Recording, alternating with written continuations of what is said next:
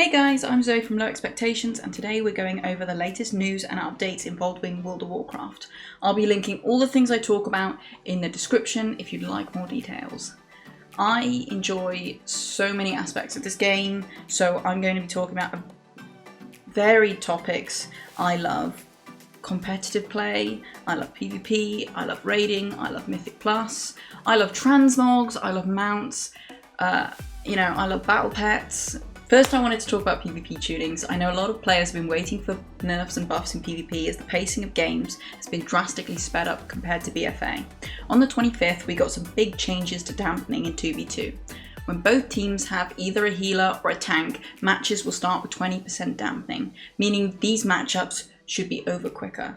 They also gave player pets some love, with 20% less damage taken to all DK, Warlock and Hunter pets, which were dying off a little too easy for people's liking.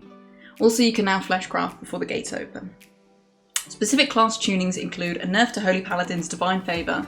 They've added 5 seconds to the cooldown and have halved the casting speed increase from 60 to 30%. For Ret and Prot, they've reduced Word of Glory healing by 20% when in PvP.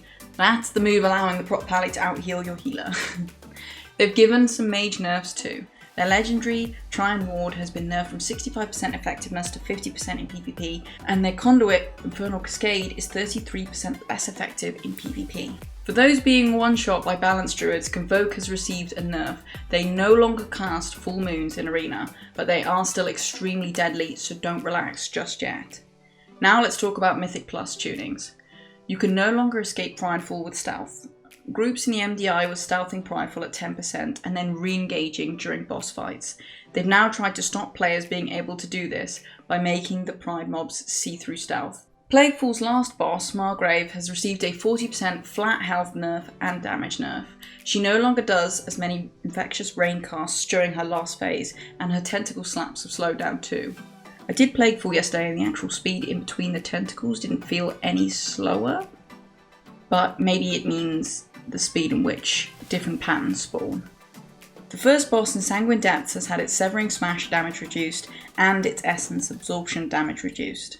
The second boss, Executor Tarbold's Ad, has had its health reduced by 20%. In Spires, the last 3 trash mobs no longer are affected by the affixes, and the move Oppression has been nerfed. Necrotic Wake has had some serious nerfs. You no longer lose weapons when you die. The Crossbowmen and the Warriors during Armath and Trash have had a 20% damage nerf. The Mages have had a 36% damage nerf and a cast speed nerf. Various mobs in the dungeon have had health nerfs, and the Loyal Creation during Surgeon Stitchflesh has had a health nerf too. The big Stitchworks pre-Surgeon that smash the tanks have also had a health and damage nerf, so that's good. The Maggots during Blightbone, which is the first boss, now need to bite 5 times instead of 3 to wipe the group.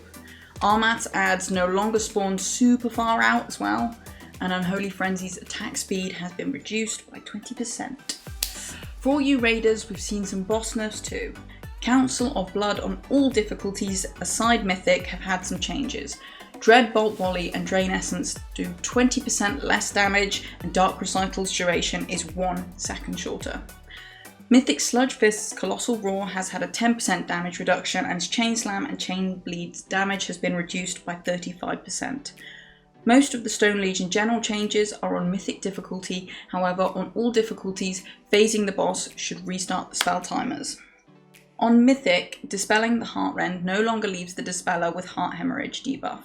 Commando's Absorb Shield has been reduced by 20%, Goliath's health has been reduced by 10%, and their Ravenous Feast's cooldown is 6 seconds longer. Skirmisher's health has been reduced by 6%, and the boss can no longer be outranged, so the kiting strat is no longer doable. Activision has been stirring up some drama after resisting a shareholder proposal mandating that women and minorities be interviewed for all open positions within the company. This is called the Rooney Rule. People on both sides of the fence have been criticising Activision, some saying that this is important to rebalance the scale and Activision should be putting it in place, others suggesting that the interviewing should be done on merit rather than identity group. People have been questioning whether Blizzard has a diversity problem to begin with. Could mandatory interviews lead to token gestures with no intention to hire? The Rooney rules in the past have been seen to be successful in their goal. What do you think Blizzard should do? Is this a step forward or a step back?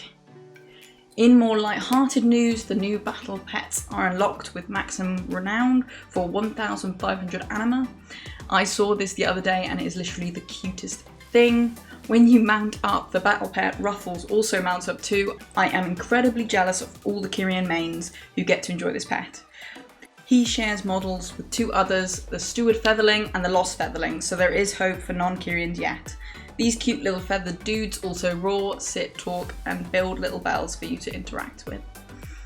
I also wanted to show you these Kyrian concept art pieces made by Lordozy that are fabulous. He's made loads of these, so if you want to see more, do check out his page. I will link it in the description below. Here's the Druid Bear form. Here's the cat. Here's the Moonkin form, which is a wonderful little Albro. I love the stag form. Here's the tree form. He's got funny feathers.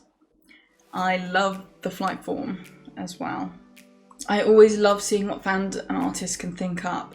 Maybe one day we'll see some of the cool stuff in game. Please, Blizzard, give us this stuff. We've also just got some buffs out yesterday which haven't gone live yet. These are flat damage increases to all abilities.